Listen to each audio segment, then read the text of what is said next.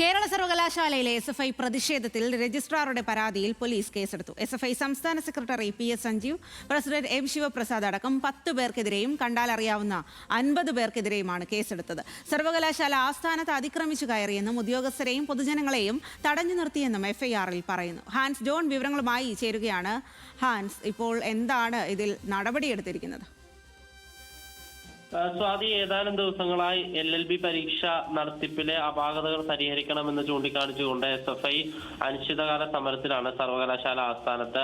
ഇന്ന് SFIയുടെ ഭാഗത്തു നിന്ന് വേറിട്ട് നിരവധി പ്രതിഷേധങ്ങൾ നടന്നിരുന്നു. രാവിലെ അവർ VC-ക്ക് പൊട്ടുതൊടുന്ന പ്രതിഷേധം നടത്തി. അതിനിടയിൽ ഇത്തരത്തിൽ ഈ ഫുട്ബോൾ കളിച്ചും ക്രിക്കറ്റ് കളിച്ചും എല്ലാം പ്രതിഷേധം നടത്തുകയും ഇന്ന് ഉച്ചയോടുകൂടി പായസം തയ്യാറാക്കി പ്രതിഷേധം നടത്തുകയൊക്കെ ചെയ്തിരുന്നു.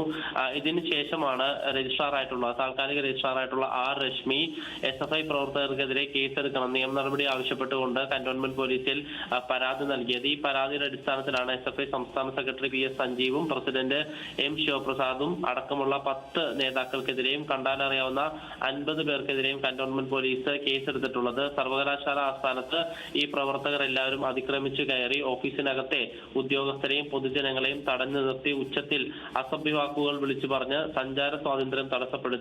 പ്രതികൾ പടക്കം പൊട്ടിക്കുകയും പൊതുജന ശല്യം ഉണ്ടാക്കുകയും ചെയ്തുവെന്നും ചൂണ്ടിക്കാണിച്ചുകൊണ്ടാണ് ഇപ്പോൾ കന്റോൺമെന്റ് പോലീസ് ഇവർക്കെതിരെ കേസെടുത്തിരിക്കുന്നത്. സ്വാതി.